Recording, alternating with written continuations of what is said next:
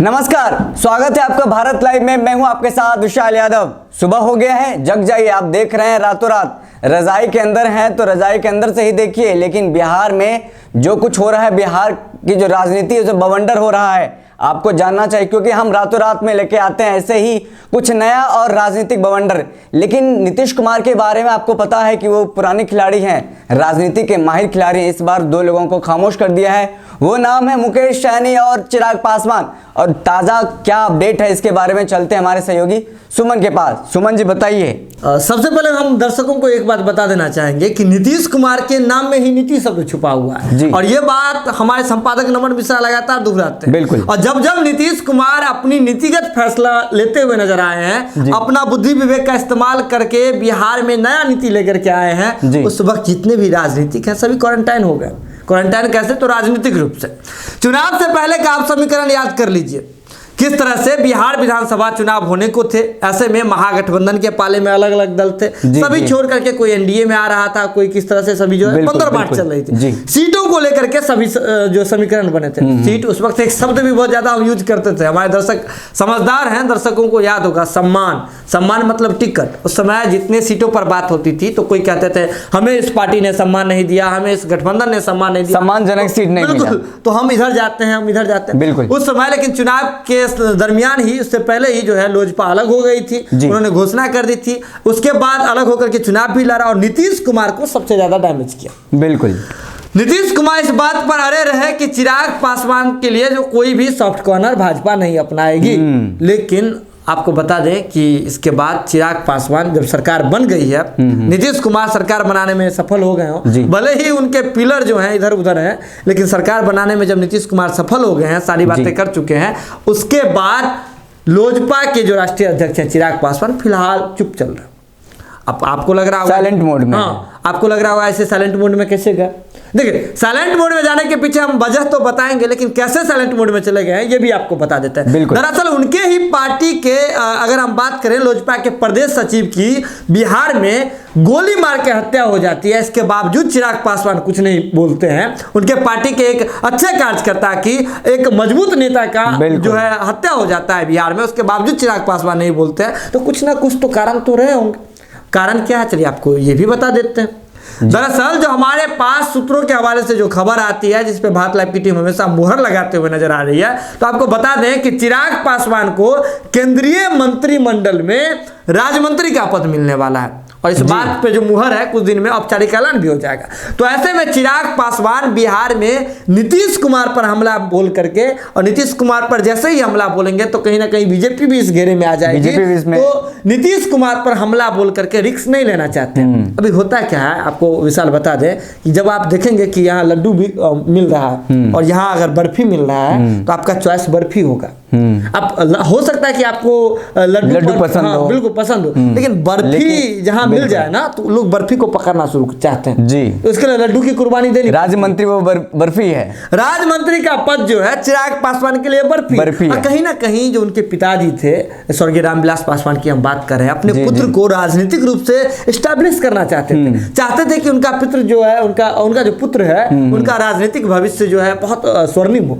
ऐसे में चिराग पासवान अपने पिता की बातों को याद करते हुए और सभी राजनीतिक सूझबूझ दिखाते, युवा है लेकिन युवा के पास अभी है, टेक्नोलॉजी है, सारी चीजें हैं, तो राजनीतिक सूझबूझ दिखाते हुए चिराग पासवान यहाँ खामोश हो रहे हैं। चलिए, यहाँ खामोश है राज्य मंत्री के पद के कारण।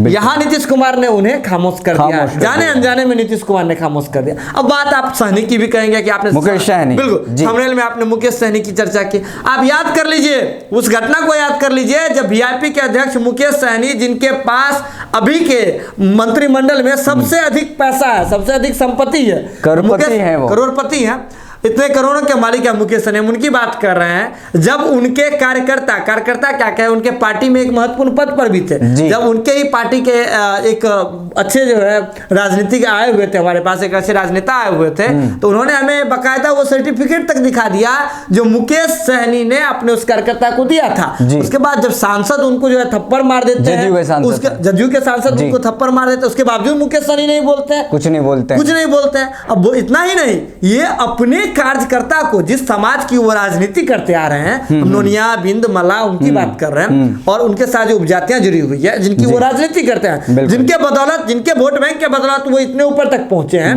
उन्हें जो है पहचाने तक से इनकार कर देते हैं। वो कहते हैं कि हमारे पार्टी के साथ में आता था, हमारे पार्टी के कार्यकर्ता के साथ घूमता था, आपने उन्हें महत्वपूर्ण पद पर बिठाया हुआ था। लेकिन अगर मुकेश सहनी वहां खून का घूंट पी लेते हैं और खामोश रहते हैं तो उसके भी पीछे वजह नीतीश कुमार ने अगर उन्हें भी खामोश कर दिया क्राइम पर, उनके सांसद यानी कि नीतीश कुमार के सांसद के खिलाफ अगर वो नहीं बोलते हैं तो वहां भी वजह क्या है?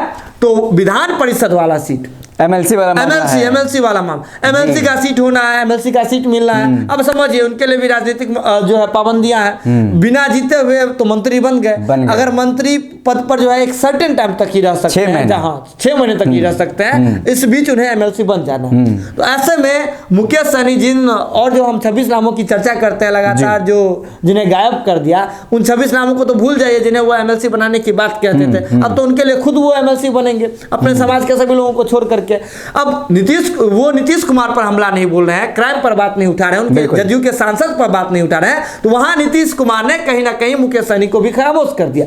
तो इधर चिराग को खामोश कर दिया, इधर मुकेश सहनी को नीतीश कुमार ने खामोश कर दिया। लेकिन अब नीतीश कुमार का गेम प्लान क्या है, चलिए हम बताते हैं आपको। बिल्कुल। एक और जहां नीतीश कुमार विरोधियों से, विपक्ष से जो है घिरे रहते हैं, वहीं दूसरी ओर एनडीए के ही घटक दल से या फिर अगल बगल एनडीए में आस्था रखने वाले दलों से घिरे रहते हैं। एनडीए में आस्था रखने वाले दल कौन से? चिराग पासवान और उनकी पार्टी लोजपा की बात कर रहे हैं। एनडीए के घटक दल कौन से? बीजेपी, और हम बात करें वीआईपी की बात कर रहे हैं, मुकेश सहनी से भी वो घिरे रहते हैं नीतीश कुमार। तो कहीं ना कहीं जो एनडीए के, देखिए विपक्ष तो एक पहले से ही राबड़ी देवी उनके लिए सॉफ्ट कॉर्नर रख रही है, पूरा विपक्ष जो है उनके लिए सॉफ्ट कॉर्नर रखा हुआ नीतीश कुमार के लिए। जब उनसे क्राइम पर सवाल पूछा जाता है तो कहती है आज 1 जनवरी है, 1 जनवरी को हम कुछ भी अशुभ नहीं बोलेंगे। चलिए जी कभी ना कभी 1 जनवरी का नाम लेकर के, कभी अलग अलग चीज का नाम लेकर के राबड़ी देवी और विपक्ष जो है नीतीश कुमार पर हमला देने से बचता रहा, हमला करने से बचता रहा। विपक्ष वाला तो मीटर ही साइड कर दीजिए। भाजपा के जो मतलब एनडीए के जो मुख्य घटक दल थे, भाजपा सरकार गिरने के डर से खामोश हो गई है नीतीश कुमार पर। इधर क्या हुई? चिराग पासवान जो लगातार हमला बोलते थे, pin pin pin pin, Nitish Kumar चुनाव के टाइम में लगातार हमला बोल रहे थे नीतीश कुमार पर, और हमेशा पिन करते थे नीतीश कुमार को। चिराग पासवान भी खामोश है राज्यमंत्री वाला बर्फी खाने के चक्कर में। इधर वीआईपी की बात करें तो मुकेश सहनी भी एमएलसी बनने वाला बर्फी खाने को लेकर के खामोश है। जीतन राम मांझी की तो बात ही नहीं करनी है, जीतन राम मांझी नीतीश कुमार में ही आस्था रखते हैं, पहले भी करते। बिल्कुल। अब आगे क्या होगा उठाने वाला समय बताएगा, राजनीति है। चलिए हम बात करते हैं इसी बीच इस मौके को देख करके नीतीश कुमार ने क्या किया। राष्ट्रीय कार्यकारिणी की बैठक में अचानक से आरसीपी सिंह को पूरा जिम्मा जो है दे दिया जदयू का, और उन्होंने कहा कि हमें प्लान बनाने दो। प्लान क्या किया? आपको लव कुश रैली याद है, बहुत पहले हुई थी, उपेंद्र कुशवाहा साथ आए थे। लव कुश रैली में साथ आए थे उपेंद्र कुशवाहा, और उसके बाद नीतीश कुमार से मिलने भी गए थे, खबर आई थी।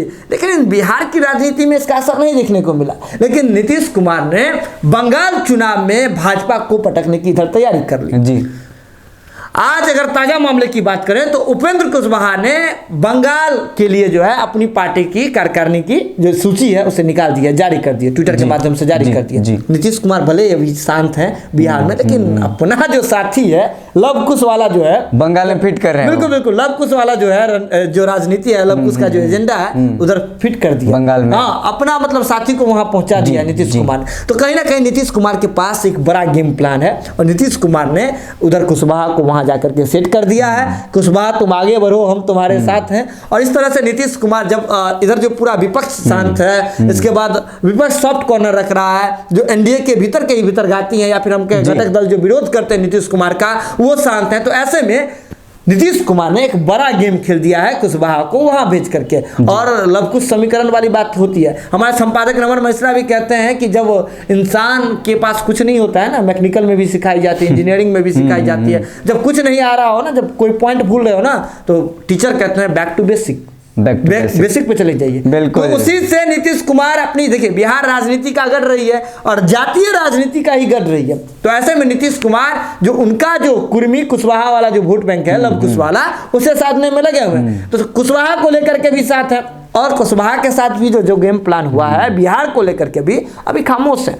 जब सरकार में हेर फेर होने की नौबत आएगी तो फिर ओपन करेंगे पत्ता, बिल्कुल कार्ड खोल देंगे अपना, कार्ड खोलेंगे तब जाके। नीतीश कुमार अपना क्षेत्र रक्षण करने में जुटे हुए हैं, बिहार के मुख्यमंत्री हैं, कैबिनेट से धड़ाधड़ फैसले ले ही रहे हैं, साथ ही साथ जदयू को विस्तार करने के लिए भी रणनीति बना रहे हैं। आगे बिठा दिया है तेज तर्रार आईपीएस ऑफिसर को, ऊपर सबके सामने जो है फ्रंट पे ला दिया। हम बात कर रहे हैं आरसीपी सिंह के, आईएएस ऑफिसर, बिल्कुल बिल्कुल फ्रंट पे उन्हें ला दिया और इधर जो है नीतीश कुमार अपना गेम प्लान करने में लगे हुए हैं। तो बिल्कुल कहीं ना कहीं नीतीश कुमार की ये जो नीति है पटकनी दे सकती है जी, बिहार में बदलाव भी ला सकती है। नया साल का सरप्राइज नहीं मिला है ना, मिलेगा, वेट कीजिए भारत लाइव की टीम में।